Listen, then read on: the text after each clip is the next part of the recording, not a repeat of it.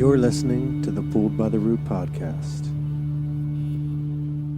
Hello, everyone. This is Heidi Marble.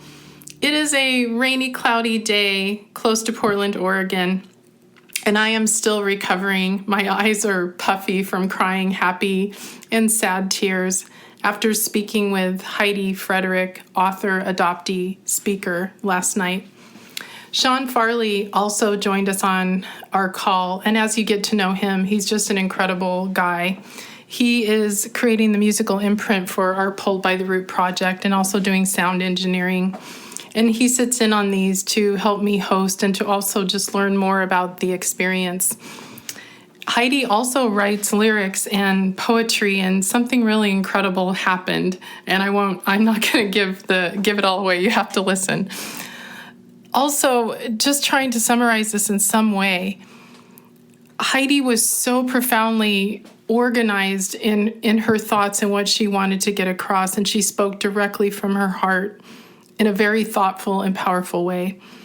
And what she shared with me, I actually felt during our conversation a part of me heal. It was physical. I had a really significant meltdown in the middle, which if you're listening to these, you're probably getting used to by now. I don't know if that's ever going to end. So yes, a lot of crying, Kleenex, and emotional outbursts. All right. Well, enjoy this episode. I hope you can gather so much goodness from it.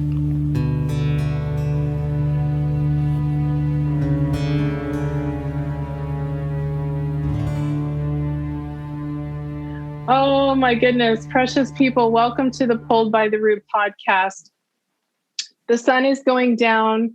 It is beautiful tonight, and I am so grateful to have Heidi Frederick, who is an inspired speaker and author, willing to share her story. She is an adoptee. We also have Sean Farley, who is creating the musical imprint for our project. He also does all of our sound engineering. Just an amazing force on our team. He helps in all areas. So we're just really grateful to have him here tonight as well. And Heidi, before I read your bio, I had told you before we pushed record that before we interview, I always say like a little something to the universe, God, all the things before I talk to somebody. And I thought it was really fascinating that I pulled this quote. So I'm going to read it to you. The grace of God means something like, here is your life. You might never have been, but you are because the party wouldn't have been complete without you. Here is the world. Beautiful and terrible things will happen. Don't be afraid. I am with you. Nothing can ever separate us. It's for you that I created the universe. I love you. There is only one catch. Like any other gift, the gift of grace can be yours only if you reach out and take it. Maybe being able to reach out and take it is a gift too. And I just thought that was beautiful because I know faith means a lot to you, and we'll talk more about that. So I'm going to read your bio so people know more about who you are. Heidi Frederick is an inspired speaker, writer who is passionate about guiding others toward healing the broken parts of their heart through faith, poetry, authentic discussions, and music. She is an advocate in the faith community and beyond to bring education, understanding, and compassion to anyone impacted by adoption. Heidi was born in Buffalo, New York, to a 16-year-old girl and a 17-year-old boy, and placed by the state via closed adoption. She was raised in California since 1968 and still resides in Campbell, California, in the heart of Silicon Valley. She is the speaker of the Hopeful Butterfly. She is the founder of the Hopeful Butterfly Ministry, frequent speaker with Beautiful Warriors, and the author of Faith, Hope, and Love. But the greatest of these is love. Her story has been featured in a collection called Fixing a Broken Glass, Ordinary Women God Has Chosen for Extraordinary Use. Heidi serves as the executive assistant at City Team Ministries in San Jose. She is also a proud mother and grandmother. Wow, Heidi. So I think we should just start at the beginning with your adoption story, whatever you would like to share, and then we can just dive a little deeper. I have all kinds of questions to ask you. So we are just all ears. We're really excited to hear your story. Yeah, I'm really excited to be here. And I'm just always amazed how God uses what seem to be random events to open doors. And so, I got introduced to you via Facebook and was super excited to see what you're doing. And I'm just, as you know, super passionate for just education and people sharing their stories, because there are so many different stories in adoption. Some are really hard. All of them are complex. There's no easy, simple, basic story. So I think just the more we can bring things out of the darkness and the secrecy, a lot of shame around adoption, especially in the past. That's what I'm all about, and just being super authentic and just sharing and praying that it will touch someone's heart and help at least one, if not many more. Well, I'm sure it will, Heidi. So can you take us back to the beginning? What were the circumstances of your adoption? I know you said 16-year-old girl, 17-year-old boy. When did you find out you were adopted? Maybe fill in some blanks for us. Yeah, it's funny because obviously back then I knew a lot less. I was born in 1965 in Buffalo, New York, as you mentioned. Any kind of details that I knew was based off of a one-sheet piece of paper that kind of came along with me. And it just said, ages of birth parents. It said their nationalities. I think it said like what they wanted to be when they grew up, kind of thing.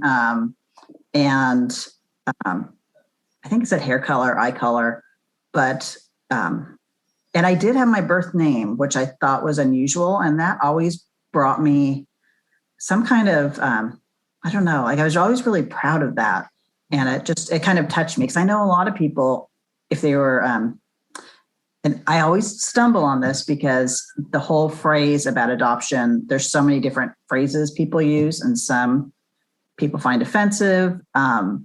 But I always said put up for adoption, because that's always how I heard it.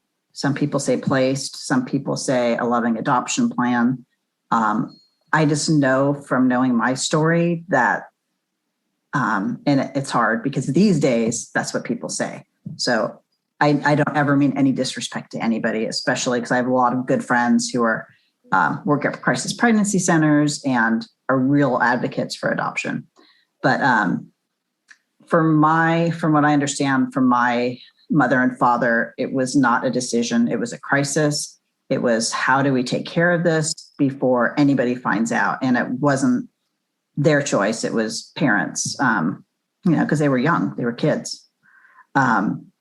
So when I really don't know where I was from July until I think October of 1965. I assume I was in some kind of foster care or something. The more I learn to talk to people, it seems like there might have been like a 90-day grace period or something, for the mother to change her mind. I'm not sure exactly. I've just heard a lot of people say they got adopted at 3 months old. So my parents, and this is another thing, and people who are adopted or in this world know we struggle with titles and things like that, so my parents are my adopted parents, and that's how I've always referred to them, as my parents, or my mom and dad. So by the time they adopted me, they had already adopted another girl and another boy, who were each a year apart from each other. And then I was about a year younger. So I grew up with two siblings, and none of us blood related, but I just say that to describe the situation. My parents were a little bit older when they adopted us. I think like late 30s, very late 30s. I was born in Buffalo. I'm not sure where I was in the interim, but I know that my parents lived in Syracuse. So they ended up bringing me back to Syracuse. And we lived there. They were in Pennsylvania for a couple of years. And then my parents, their families were all from Ohio, their extended families. So we moved to California. I believe my dad got transferred when I was about 3 years old, so 68. And so we went to California, and grew up, and life was, life is what it is, and it seems normal at the time. And there was nothing, there were struggles for sure, looking back. And I always want to be respectful of my family, and I won't even be mentioning names here exactly, because that's the hardest part, I think, for adoptees is it's our story, but it's other people's story too. But so my struggle's been, do I still tell it, even though maybe other people don't want me to? But that's been one of my big things as an adoptee is like, we didn't have choices, when we were born. We were given this plan, and, we went along with it because we had no choice. And then later on in life, becoming an adult, we still didn't have choices, at least in closed adoption. So I'm really passionate about that too. And I know it's very complex with the whole opening of records, which in the state of New York, that was only passed January 2020. And so and because of COVID, it took way longer than it should have. But I got my original birth certificate for the very first time in 2020. So wow, what did that feel like? I still haven't seen mine, even though I found my birth family, and I just think that would be such a moment. Tell us what was that like to hold that document? It surprised me because I'll share more later. My experience too, but I just thought, like, at first I thought, oh, it's available to me now, even though I knew the information on it, but to see it, and I don't know, it really did something. It, I don't know. It's like, I felt like I won, or I don't know, not like then. It just felt like that made everything complete. And just seeing, I don't think I ever knew, there were some things I didn't know, like, I'm trying to think, like, details. I mean, all my life when I was adopted, I didn't know what time I was born. I didn't know how much I weighed, how long I was. I just knew I was born 14 in Buffalo, and that was it. But yeah, so getting that was pretty amazing. And sorry, my granddaughter lives with me, and they're just leaving right now. So. Oh, you know what? We are okay with that. Happy children. That's fine. It's the screaming, crying ones. Yeah. She's very animated sometimes, but that's okay. Yeah. But I think growing up, like in that time, I don't know how much counseling there was for adopted parents, how much they were, I almost feel like there was this manual that people pulled out, and there was one for birth moms. There was one for adopted parents. This is what you tell your kids, or to the birth moms. This is basically, nobody needs to know about this. Go on with your life. You'll have other kids. They'll never know who you are, So basically, this is the line in the sand. Just go on.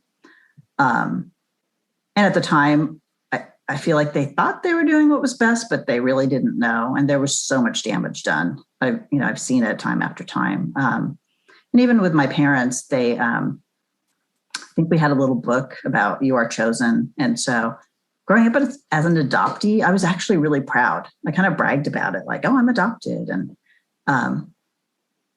my brother never talked about it. And my sister would kind of get upset with me, like, don't tell people that, that's private. And I don't know why. I was always proud of that. But what was really neat is that when we settled in Saratoga, California, two of our neighbors really close by both had 2 children that were adopted in their family. And so I grew up thinking it was normal. And I, like, until I got older, I didn't realize how special that was, that divine intervention, that grew up my best friend who was adopted too. So I probably talked to her more about it even than my own family, I think. But I think, so I always knew I was adopted. My parents told us from probably since we could understand. But after the initial conversations, which I don't really remember happening, it was never discussed again. And I think that's just how they were told. And didn't know that might be something to talk about. So I don't know if it was a sign of the times. I don't know what it was exactly. I mean, also in the 60s, it's like adults were adults and kids were kids, and I don't know. You just didn't talk about stuff, Right. I think a lot of areas. A lot of secrecy. It's interesting that you say that you felt special, because I thought I was like the queen of some adopted nation. Everyone's like, you're chosen, you're special. I'm like, thank you. Not realizing that to be chosen, you have to be unchosen in the beginning. Yeah. And that did not happen for me until I came out of the fog 6 or 7 months ago, when I had that profound realization. I don't know if you've had that experience, Heidi, but it just, we're born in the same year. And I think probably the same type of circumstances where secrets were just, that was it. My birth mother was made to feel less than because she was pregnant out of, marriage, and had to fly 3,000 miles away to have me. And I just think about the loneliness and despair and the trauma surrounding adoption that I was oblivious to, because I was being told one thing, but it was actually something else. And I know it's all meant to be protective, but I think as we get older and work through all these things, the fact that you were able to acknowledge and that you advocate for the issues surrounding adoption, I just wonder how that happened in your life. What was the turning point, or was one? Was it when you had your child? Was it like, when did you realize this is not just me being special? Whoa, Yeah. There's a lot more to this. Well, there's an awesome book, which you probably heard of, called The Primal Wound. Oh, yeah. Yeah. It's like the Adoptee's Handbook. Yeah. Oh, I have the blue one too, but I haven't read it yet. Yeah, prepare yourself. That's a rough one. Yeah, I think I read a couple pages. I'm like, oh, I don't know about this one right now. But no, it's amazing. But yeah. Yeah, I was really excited to see that she came out with the second book. And then, so we'll see. It all has to be in the right timing, But I think, like growing up, definitely, now looking back, I always felt like there was something wrong with me. I was super shy, like to the point of not talking to anyone that wasn't super close to me. Like I said, I talked to my best friend, and I don't know how I showed up for other people. Like if people are like, oh, there's that girl who's kind of weird, but probably not. It was probably in my head. But and like even in high school, I would go on dates, and I'm not kidding you, I would not say a word because I was just like so self-conscious. I would think everything in my head first. I'm like, no, that sounds stupid. Just like hyper self-conscious of myself, like everything. And I think now looking back, I probably suffered from depression and anxiety. So for me, it wasn't, it was in my 20s. A couple of different things. I kind of in high school, experimented a little bit with drugs and alcohol, and it's fascinating to me because there was definitely alcohol in my house growing up, and I'll kind of leave it at that. But I look, and it's a wonder to me that I didn't get addicted. But I was so regimented and controlled about what I drank. Like I never overdid it. But being so painfully shy, I felt like I had to have a drink before I went out on a date, and that's the only way I can talk. And so that was one of my coping mechanisms, I would say. And then I always wrote a lot. I wrote in diaries all the time, and I actually still have those and pulled them out recently. Mm-hmm. And then they kind of, turned into journals. And then I started writing some poetry, but that kind of went dormant for a while. But I think my adopted mom, we actually had the same birthday. And like I said, I'm the youngest of the three they adopted. And we were super, super close. Probably even in an unhealthy way, I would say. I kind of became her caretaker. She had a lot of health problems and struggles that I think were undiagnosed. So I kind of became her best friend and caretaker and nurse, so to speak, sometimes. And I lived with her. What's really interesting, and I don't know how much is adoptee, how much is just me, how much is other traumas, but I never thought about the future. Like, I never thought about getting married, never thought about having kids. And I always had this sense of dread, like my life wasn't going to be very long. I don't know why. So I don't know if it's all the just rejection feeling. I don't know. I think it's just stuff that I didn't even know was in there that just manifested in these weird ways. And like nothing good was ever going to happen. And it's not like I was like super dark and deep and stuff like that, but I just no one ever talked about going to college. So I just started working after high school, and I just didn't have any dreams, and I don't know why. Except I did have one, was to be an actress. And I actually started down that road a little bit, but then my adopted mother, ended up passing away when I was 24. And so that was definitely one of the first pivotal moments for me, as far as just like life got really real. I think my faith really grew during that time, because we grew up going to church, but then there was a huge gap of like nothing after my parents divorced. I kind of feel like I felt God kind of taking over my life at that point, like giving me the ability to do things that I didn't have the strength to do. I ended up doing the eulogy at my mom's service, like the youngest shy girl is the one who stood up and like spoke to everybody. Sorry, I'm kind of like going down a little trail right now, but and 2 weeks after my mom died, I got pregnant with my son. And I was not married, and literally, I mean, not like TMI, but there was one opportunity to get pregnant that month, and it happened. And I was totally unprepared. It's not like I didn't ever want children, but I can't even explain it. It's just, I guess it's just like survival mode is what it is. Like, get through the day. That's probably the best way to explain it. Like, no plans for the future, just get through the day, make it through, try not to have an anxiety attack. And I didn't have my first like full blown anxiety attack, huge depression until I'm trying to think. My son must have been like 7 or 8. And actually everything was going pretty well in my life. And I just had a meltdown and had to be out of work for 3 months. And so I think that's kind of where I started realizing something's wrong. I'm not crazy, but something is wrong. And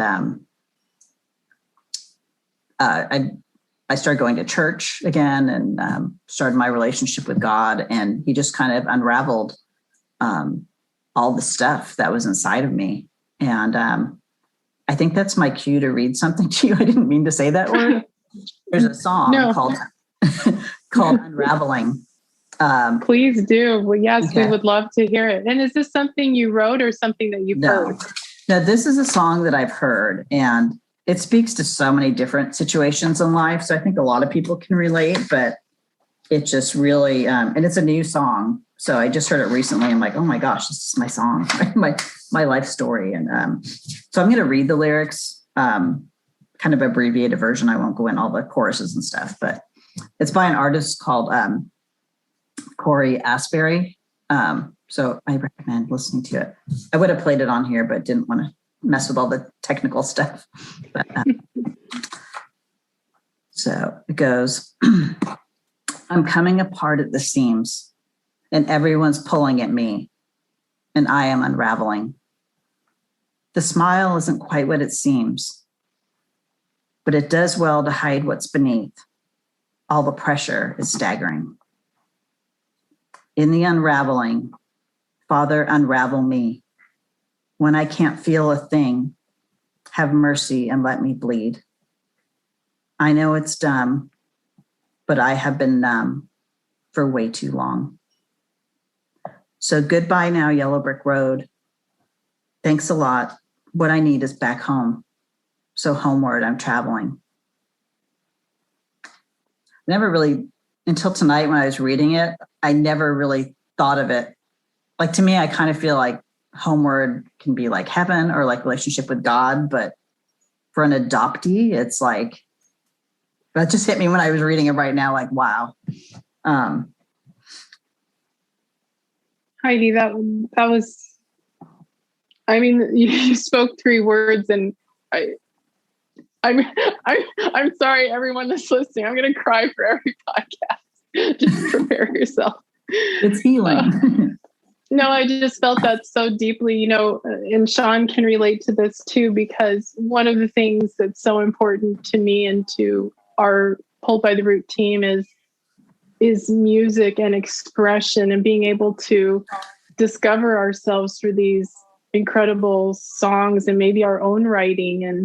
And I think you're absolutely right, Heidi. That was so perfectly placed. And I experienced that as an adoptee. That was amazing. Thank you so much for sharing that with us. I'd never heard that before. Yeah. It's a beautiful song. He's got a beautiful, I would have sang it, but maybe Sean can sing it sometime, because he's got a really good voice. Oh, really? Okay. He's a singer-songwriter. Like, the guy's insane. Yeah. Got to brag on you a little there, Sean. Thank you. Well, we may have to work together later with some songwriting. I can do that. Yeah, lyrics are my thing. I love it. I loved that movie, Music and Lyrics, that came out a few years back. I'm like, I just need my music person. I'm the lyric person. But yeah, I think definitely that I've been numb for way too long. That explains my life, I think. And again, like, I don't want to claim to be the expert of like psychology, and there's a lot of things that happen in my life past being adopted, but like, God has taken me on this journey to go through like my most recent hurts all the way back to the day I was born. And it took many, many years to do that. So I think, it's that, maybe it's like similar to coming out of the fog. Is that the term that people use? I can't remember.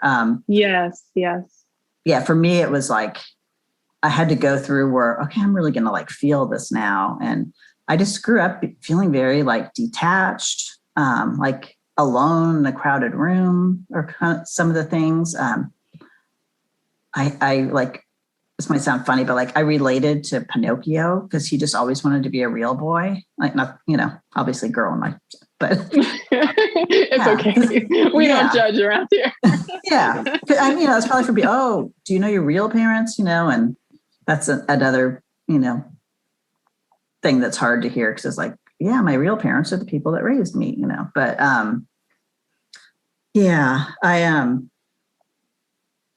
it's funny. I've been through some retreats actually, more recently, probably in the past, I'm losing track of time, but within the past 10 years it was a gathering of some adult adoptees, some birth mothers who had placed their children for adoption, and adoptive parents.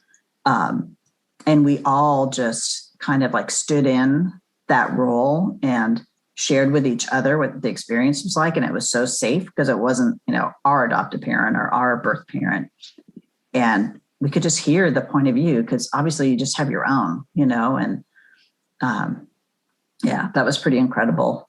And I've been able to share too with either parents who have adopted kids or were thinking of it. And I remember one thing that really hit me was I had always told people that I don't know if I knew this, but I said, I've never met my mother or seen her or anything. And they said, you were with her for 9 months. I'm like, oh yeah. Like, I didn't like dawn on me, and what's weird is I never even thought about a birth father. I don't know why. Like, I guess just because, they do carry you. And I never played the story out in my mind, even though I knew on paper it said how old he was, but there was just, I mean, I guess now looking back, it might've been yearning, but like, I was so close to my mom. I don't know. It's just, as you probably know, it's like, it's so hard because like you feel like you shouldn't have those thoughts, like you're cheating or something, or, yeah. I mean, I don't remember consciously having that conversation with myself, but I think like, I just knew that's something that you don't bring up. And I remember going to New York out of high school for this big modeling convention. I remember pulling out phone books, and I knew my birth name. So I knew a last name, but I didn't even know if it was hers or his. And I just remember looking, being like, that person could be related to me. That person could be related to me. But at that point, I was just more wondering, I'd say. And then, as I mentioned, I'm kind of going back a little bit when my mom passed away and then my son was born, it was a few years after that. I don't know what happened, but I'm like, I need to look. And I didn't really tell anybody in my family. I decided I wasn't going to say anything until like I found something. I mean, I wasn't going to like alarm everybody. And but I really started looking back then. So my late 20s. And back then, they didn't have all the DNA stuff. It was just adoption.com, the Soundex registry in the state of New York. And all I ever got was unidentified, I can't think of the word right now, non-identifying information. And then it always kind of made me sad, like no one's ever gone back and like asked about me or looked for me. And yeah. And I just kind of assumed like that they never thought about me again, I guess. I mean, I didn't dwell on that, but it definitely felt like they were just an idea, not like real people. But one thing I was going to mention when I shared with these people who were thinking about adoption, they were saying, oh, we're going to adopt an infant because, we don't know if we can handle adopting an older child who has trauma and stuff like that. I'm like, for a second about that. And they had really had no idea. And it makes sense, that the baby's a clean slate, they won't. And they had planned on telling the child, but like thinking, there won't be any issues to deal with. So that's one of the things I'm big about. It's like, yeah. And I'll get into that a little later when I want to share, to share with adopters. Yeah, Heidi, I can so relate to that because being late in life to discover, the primal wound and the trauma, I was under the same impression even as an adoptee. Well, I didn't remember it, so it doesn't count. But we don't get a free pass from, we're a human being for the 9 months we're in our mother and beyond. And those experiences matter. And I think they matter more than we could possibly imagine. And I don't think a lot of people, they just aren't aware. And so if we can have these conversations and make them aware, then that really helps everyone. Because, as the adoptee grows up, you spoke about the feelings of guilt and shame that a lot of us carry because we feel that we need to be grateful. Mm-hmm. And how dare we try to find the answers when we're safe? It's like so confusing and painful. But if people could understand that an adoptee is like a package deal, you have two sets of parents and that it's normal to want to understand your origin. And I think there are different levels that adoptees and different times in their life when they want to know. And I'm kind of new to all this, just, digging through it myself. So I'm really glad that you were able to have those very real conversations, which I think is the point of doing things like this is sometimes you don't know until you know. Right. Exactly. Yeah. Yeah. I think I'm guessing I probably wasn't ready to find them when I started looking because I did everything that I knew how to do. And then I didn't end up finding them until 20 years later. It took me that long. Yeah. Wow. It wasn't like constant, but yeah, I ended up, I don't know. I was doing like some other work on healing and, understanding myself. And then I joined a group.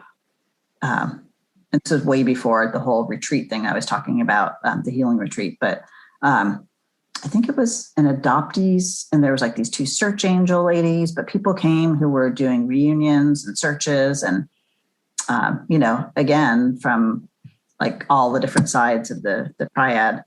And I was just listening and I'm like, oh my God, like I kind of, got excited. And then this one woman said, well, I was born in New York too. And there's a searcher who specializes in cases in New York because that's one of the hardest states if it's a closed adoption.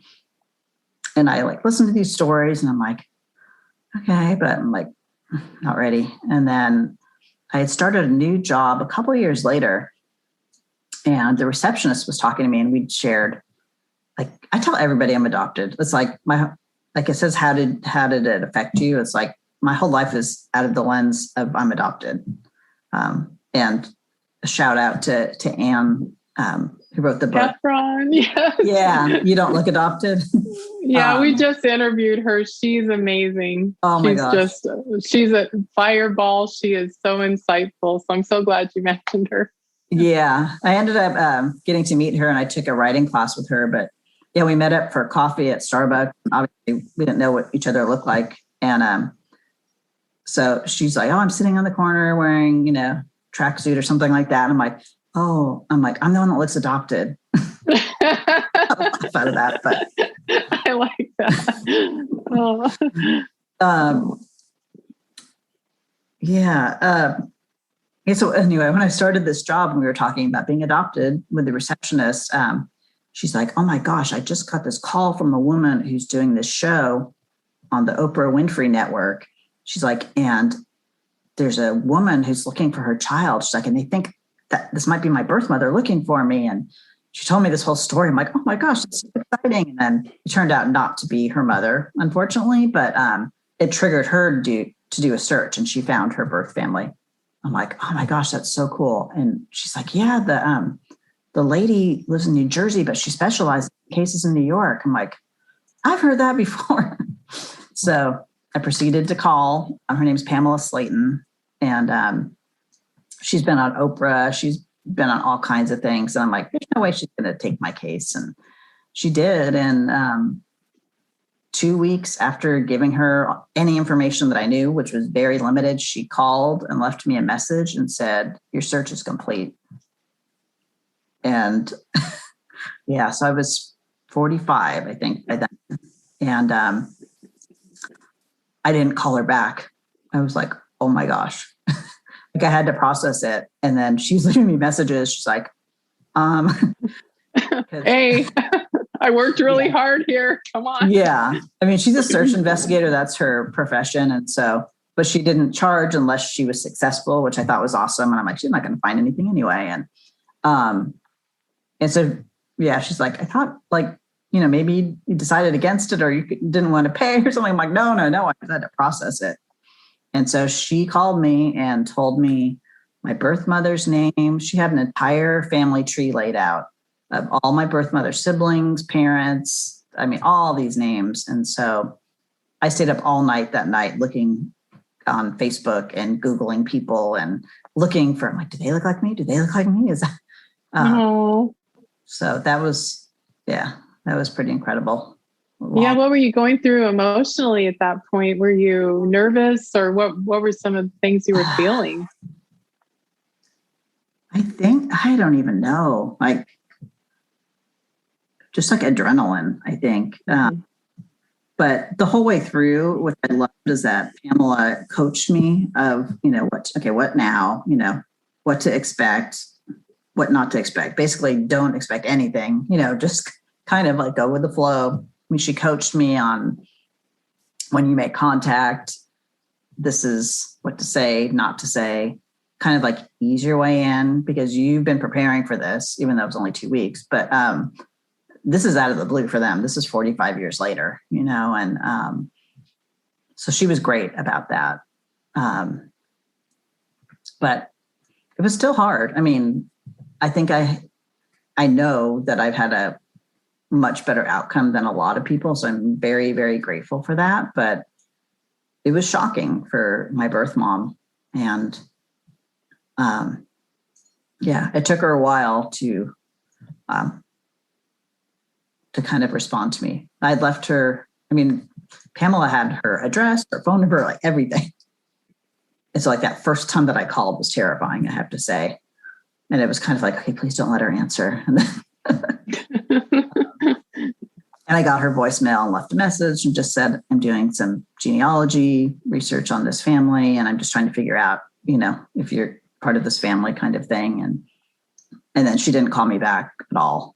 So then I'm like, okay, like, I know I have not come this far for this, but I wanted to be respectful. And that's, I think, the biggest thing for people is like, it's tempting to like try and go around and do other things, and contact other people. But I just feel like you just really need to be careful. And again, it's hard because like it is our story. And on one hand, I feel like adoptees completely deserve to know, but sometimes you need to, practice restraint and respect in order to get the result that you're hoping for. Yeah, Heidi, I can definitely speak to that. I went into this with no advice from anyone, full of adrenaline.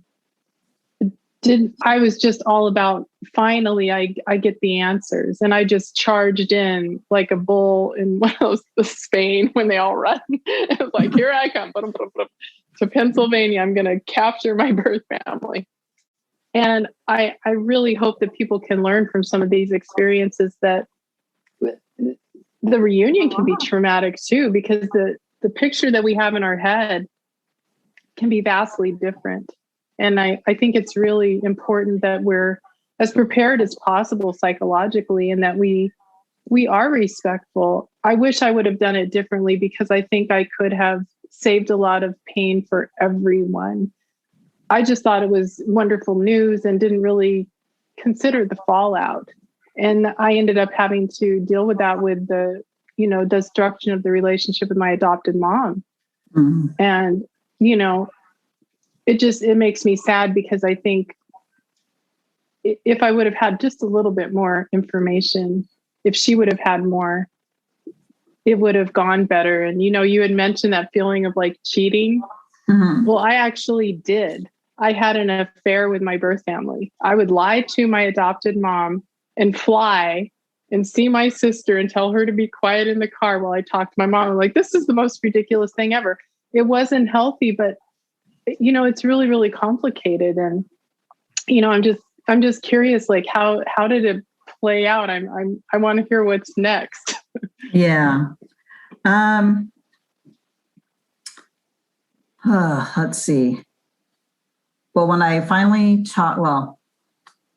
I did end up having to speak to somebody else in the family because she was not going to call me back. And I prayed and I had people pray for me. So I didn't just randomly do stuff. But I had found this one particular aunt on Facebook. And I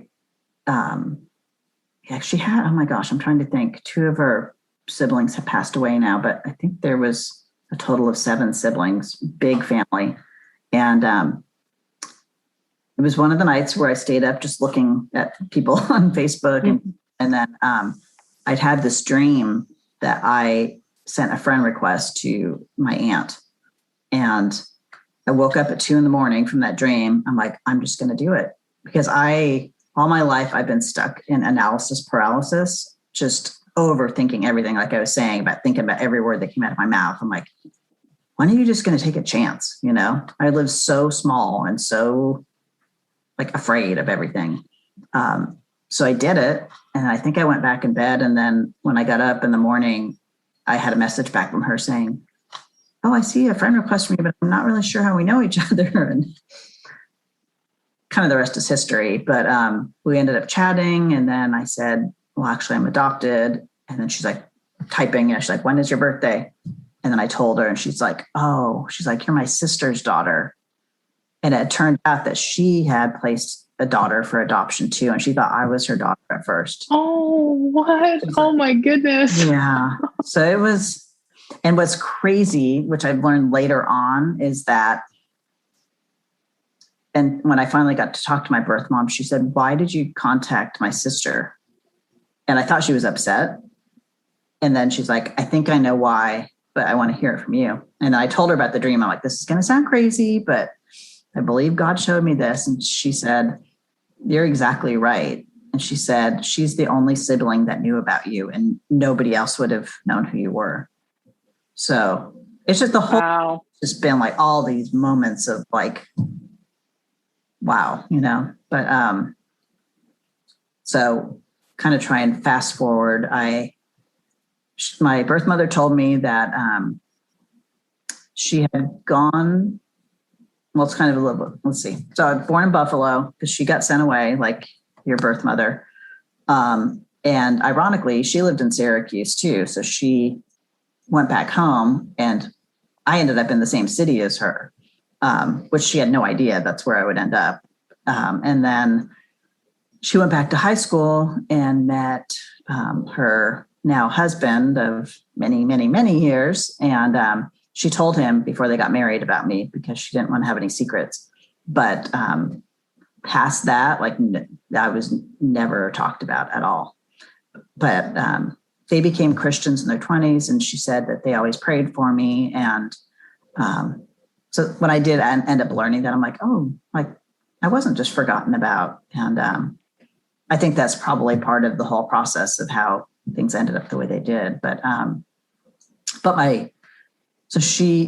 they went on to have two other kids, a daughter and a son, and so my half siblings, and they never knew about me until I was 45. So they were a little bit younger than that. But so when she said, my kids don't know about you, and I don't know if I want to tell them, because there was just so much, like I think I even heard the term, she got caught pregnant, is I guess how they talked about it in the 60s. And it was kind of like, get sent away before you start showing, kind of like the scarlet letter. And so it was hard for her because becoming a Christian, it's like I was the example of that sin, and I mean, not me literally, but that whole situation that was kind of long forgotten about.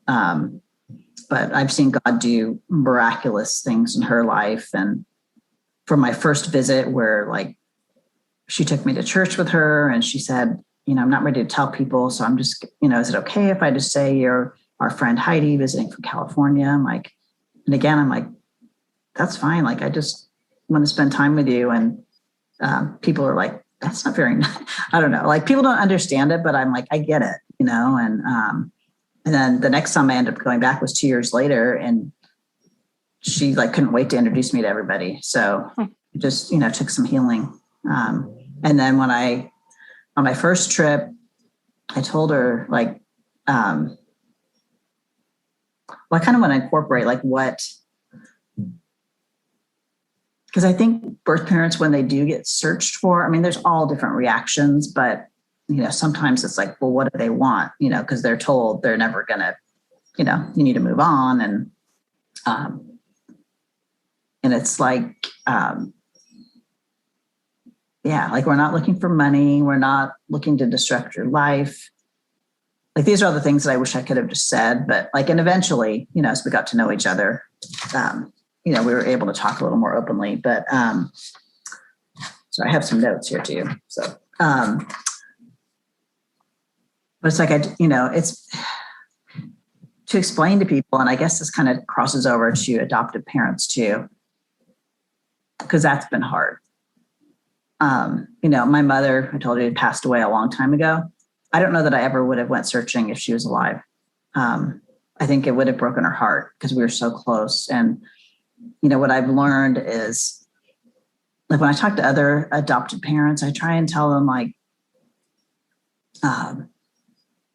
I know for me, like I didn't go searching for my birth mom. I went searching for me and who I was and where I came from. And it's like people that aren't adopted, they don't know what that feels like, so it's hard for them to understand. And it's like a basic human right to know where you came from and what your nationality is. And, but, a lot of adoptive parents think that you're going to look for the other family because they weren't good enough, and, I did this for you and, they didn't want you. I don't understand why you would, almost like reward them for that, like they don't deserve to know you. And, it's been hard. I have to be careful and I want to be honorable and respectful of my family I grew up with too, but it's been hard. Some of us talk a little bit more, but yeah, Heidi, You were a lot more polite than me. Yeah. No, I think that your thinking is it's really beautiful because you're not just considering yourself. And what you said, that you're searching for you, I've never heard anyone say that, but that is exactly what it is. And I think that message is huge, and it's going to help so many people. Because I think one thing that's really difficult about this when we speak about adoptive parents, even my adoptive mom used to tell me, your heart is capable of loving. There's no end in sight to how much you can love. That's how I was raised, that our capacity for love is endless. But all of a sudden when I went to search, it was like, but not them. Yeah. You can love all these people, but not those people. And trying to understand the threat that she felt, it's really hard. And I just overrode that because I figured out in my own mind that we would heal, but we never did. And so I think it's really important to have a deep consideration and to highlight, kind of, I don't know if there's a right or wrong way to go about any of this, but I think one of the dilemmas too is if you wait until your parent passes, like your adopted parent, you might end up finding that your other parents are gone as well. And that is like, oh gosh, is there any way to win in this, Heidi? Like, I feel like it's almost like you have to pick your hard, like which difficult thing are you going to do? Are you going to wait? Like my mom, I'm like, you're going to be 150. Like these are strong women, I'm going down way before she is at this point. So I don't mean to make light of it, but I think that, I think it's super complicated and that different points of view are really necessary here. And I think probably sometimes you just have to accept that it's a subject you can't talk to them about, your adopted parents. And it's all really based on hurt, I mean, sometimes it comes out as anger or jealousy. And just like you said, there's enough love to go around. It's not a competition. It's not because you weren't enough. Like I look at it as like step parents or in-laws and stuff like that. And and I've actually never been married, so I don't have that extended family. And even I mentioned earlier, my adopted family's extended family all lived in Ohio. So I grew up like without being around family, really. And my parents divorced when I was 12. So I think I've always secretly yearned for that. In fact, kind of funny confession, I used to love watching soap operas and things like that on holidays where all of the families gathered together, like a big reunion. I'm like, that's what I want. And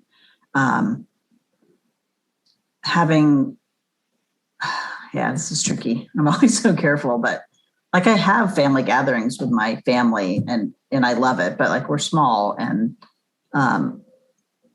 one of the neatest things that's happened, my second visit back to Syracuse, my half sister was pregnant, and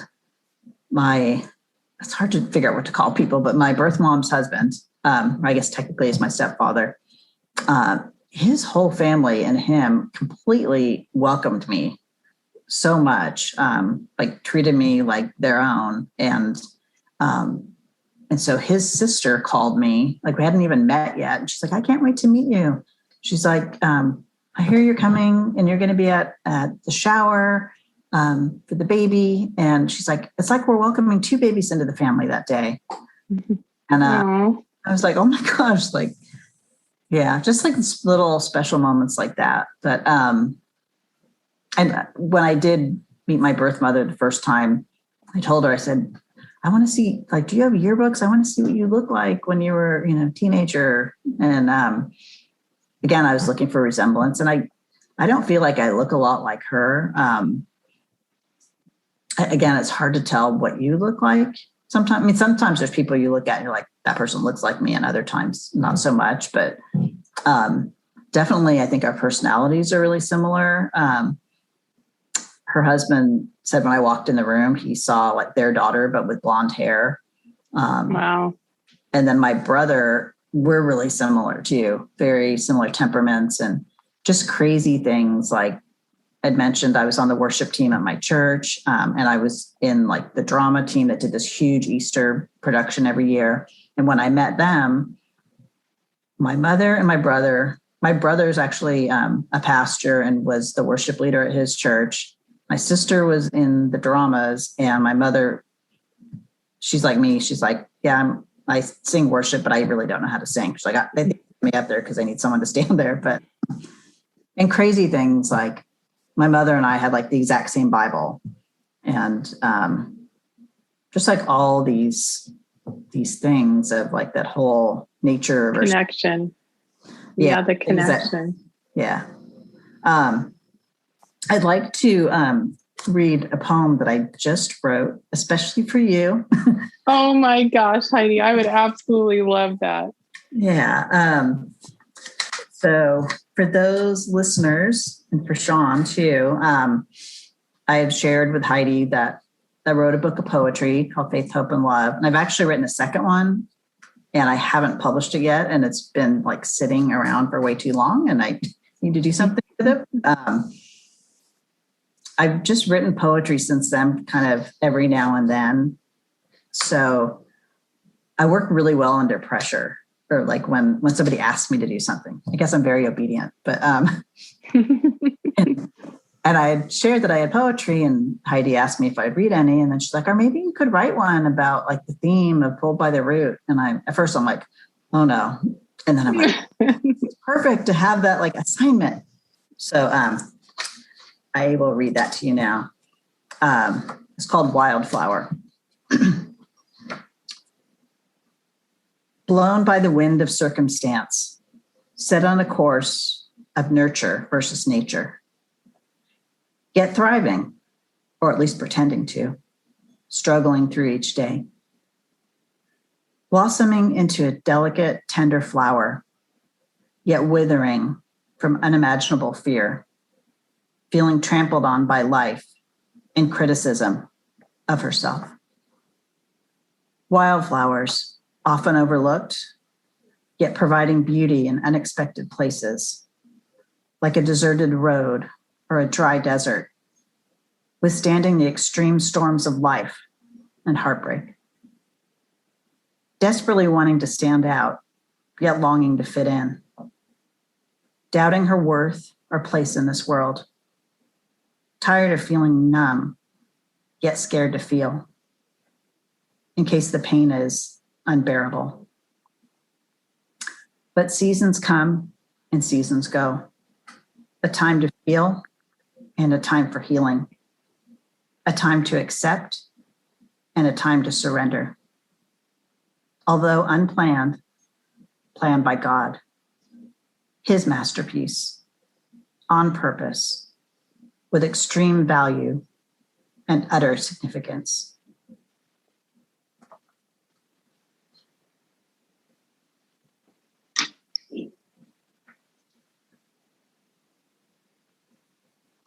Sorry.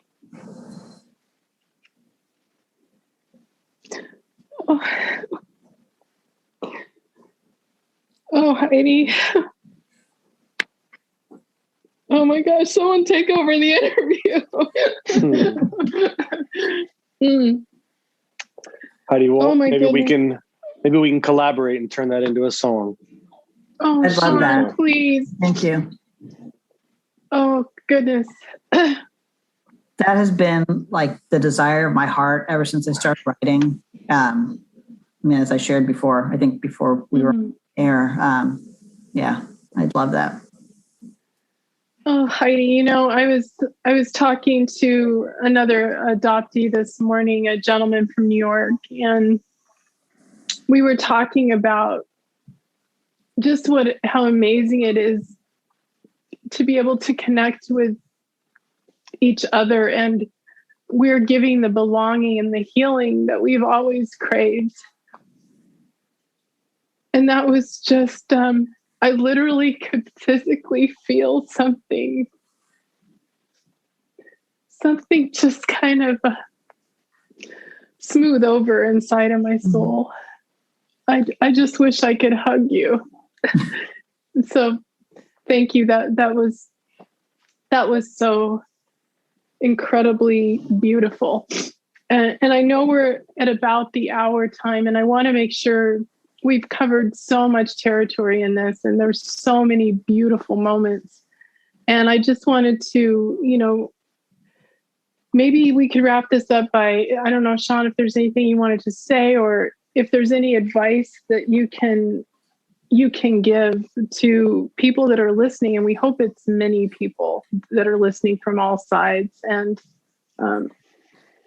I just wanted to see if you guys wanted to jump in, and so I can go blow my nose.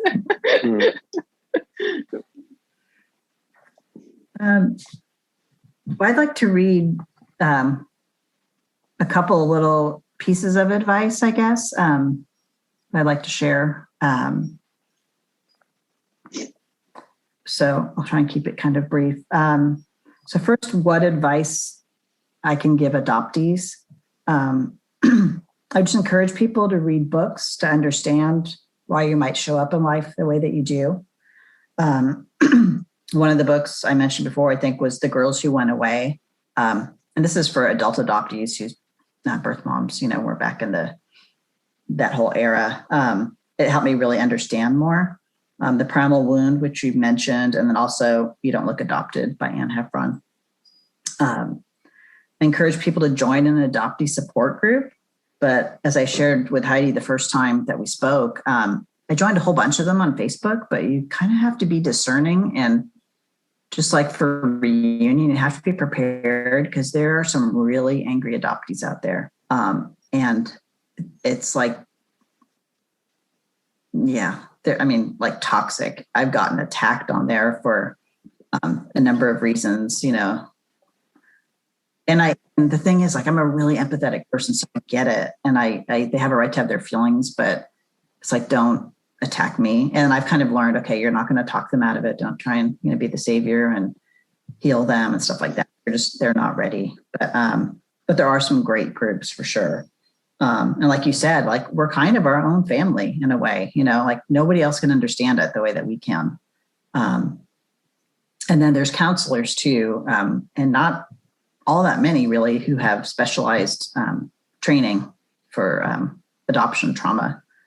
There might be some adoptees out there who think this hasn't affected me at all. I've known a lot of people like that. And then all of a sudden they hit a wall in life. And maybe you never will either, but, and maybe you have no desire to search for your birth family, and that is totally fine too. There's not like a right way or wrong way. Everyone has their own journey. But if you do decide to search, like I was saying before, it's your story and your journey, but it does involve other people. So just know that it's going to impact people. So you have to navigate that and kind of count the cost and figure out, who to share with and who not to share with, but have people to share with for sure. Whether it's, really close friends or family that are open to talking about it, or people like Heidi and me and Sean. I never caught if you're an adoptee or not in this. I am not. I'm learning so much though about this world. I've told Heidi that I've grown up around this, but it's certainly something to sit and hear such a different experience of growing up in life, Yeah.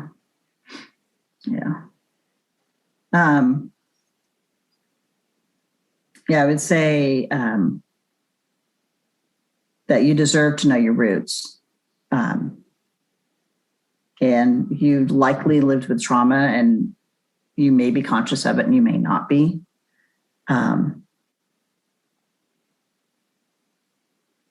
And then I guess what advice I could give to adoptive parents. And so I have kind of two categories. One is parents of adult adoptees. And like I mentioned before, the search was to find me, not replacement parents. Have empathy and compassion for your child. They had no control of their destiny and have likely suffered silently. It doesn't mean that you're not enough. It doesn't mean that they love you less. And what I really encourage, and this is to parents of adult adoptees, or open the discussion and trust the relationship that you have with your kids. If you have a good relationship, it will likely get better. And if you don't have a good relationship and you lay a guilt trip on them, it's going to get worse. Don't make them feel like they have to hide this part of their life from you. We need you, and we want to find truth and not create more secrets. We want to share this with you, and we'd love it if you could even meet our birth parents. Think of the birth parents as in-laws. There's enough love to go around, and it's normal to feel sad or jealous, but trust the process.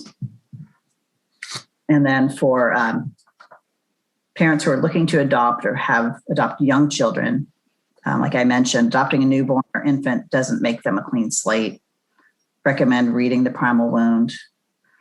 Talk to lots of adoptees, other adopted parents and birth parents to understand.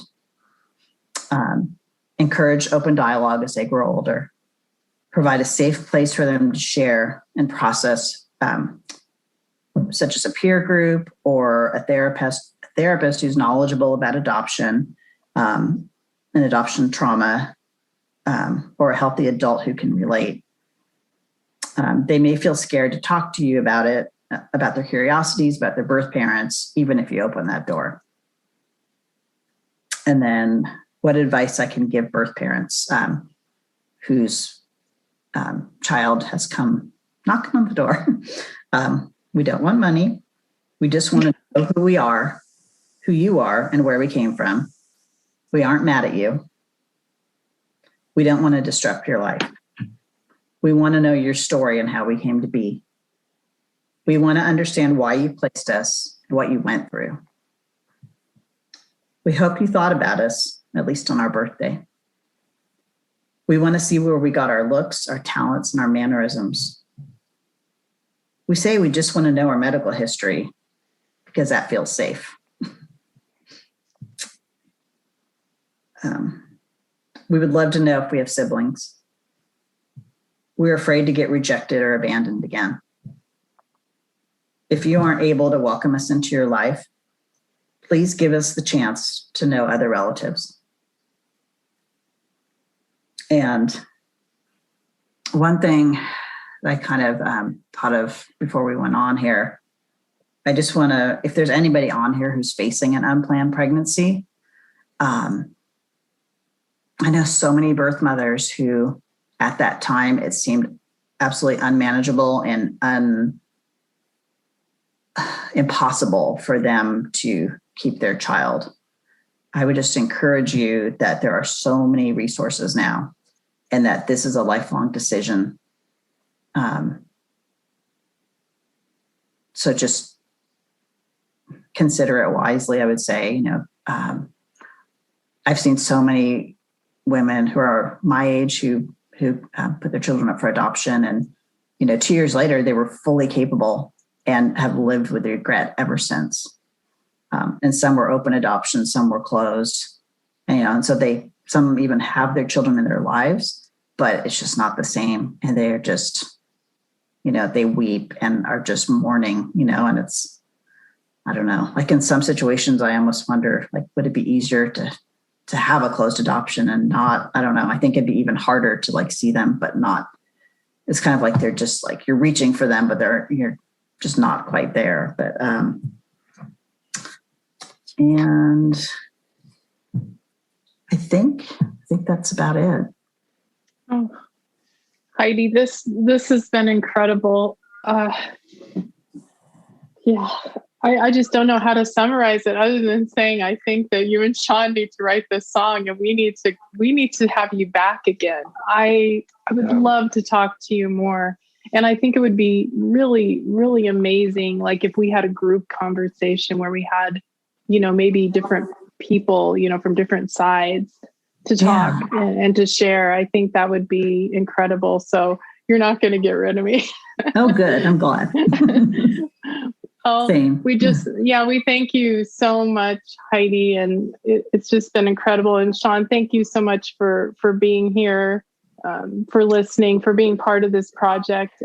I'm so grateful to the people that are not even connected to adoption who surround this project, because they believe that we can help the world heal a little bit. And so just so grateful to you, my friend. And thank you too for your stories. I've, just listening to this, just gives so much perspective. And Heidi, I want to thank you. I mean, I've listened to all of these ones we've recorded so far. And, I think the world is lacking something that you just exuded this whole conversation, which is empathy. And I just felt good to hear that so much from a human being. We need more of that. Oh, thank you so much, Sean. Let's make a song together too. And I do. I would love to do that. I can do interpretive dance. I can't. I actually, I think such the profound quote from you for me was that I wasn't searching for you. I was trying to find me. Mm-hmm. Are you up for another poetry assignment? Oh, sure. Could you do something based on that? And I know not all poetry has to have like a rhyme scheme to it. But I just can almost hear a song in my head right now. And I like rhyme schemes with a song like this. I don't know why it's specifically calling to me. And I would like to connect with you after this, and maybe we can work that out together. Heidi had a poem, Dig, that I think when I was first getting into her book, I heard that and I was like, hey, can I add like 3 words to this? And we'll have 24 instead of 21. And it's this even, it's this song all of a sudden. And I think it would be neat to have another one of those to work on with you. So if you're up for it, we'll connect after this. And Okay. Yeah. And I think it's amazing too, because we want to share all of Sean's original music, and having these collaborations with different writers and people. It's actually the dream come true, right, Sean? I mean, this is what we wanted. I told Heidi, share it's co-writing can be weird sometimes, but what I like is when someone already has a story to tell. I've said throughout this year, I'm writing an instrumental album because I'm not ready to talk about just the last year of my life, which is the first time I've ever really encountered that as a songwriter. So when Heidi asked me to do music based on like her stories and stuff, I was kind of relieved, and it felt like some good hybrid. And I can just, add music to someone's beautiful story that's already impactful. And honestly, maybe it's easier for me, I guess, admittedly. But I think it can have more meaning too with the collaboration. And maybe it'd be something really cool just for this project and just for other adoptees. And sometimes people can hear a song more than they can hear a conversation or a lecture or a book. It's, the more mediums we have, the more consumable it can be for more people. So let's do it. Okay. Yeah. I feel like songs, I always tell people it bypasses the brain and goes straight to the heart. So that's a beautiful way to put it. Absolutely. Yeah, it's almost like the sounds, the music, the notes can sort of to soften you up, or I think people are used to hearing a song and maybe hearing a powerful message or a sad story. So, maybe like I said, it might make it more consumable for them. At the end of the day, it's about getting the messages out there. So yeah, for sure. We can help. We'll do it. Oh, you guys, this was amazing. I'm going to go wipe the mascara off. I was watching Heidi as you read that stuff. I was like, She's going down. She's going down. Oh, I just want to hug. These Zoom boxes make me crazy. Okay. Well, I thank you guys. I hope you have a beautiful evening. And this will never be left from my body. Like this was insane. Thank you so much, Heidi. Thank you, Sean. Thank you, Heidi. Thank you, Heidi. Thanks, you guys. Talk to you soon. Bye. Bye, everybody. Bye.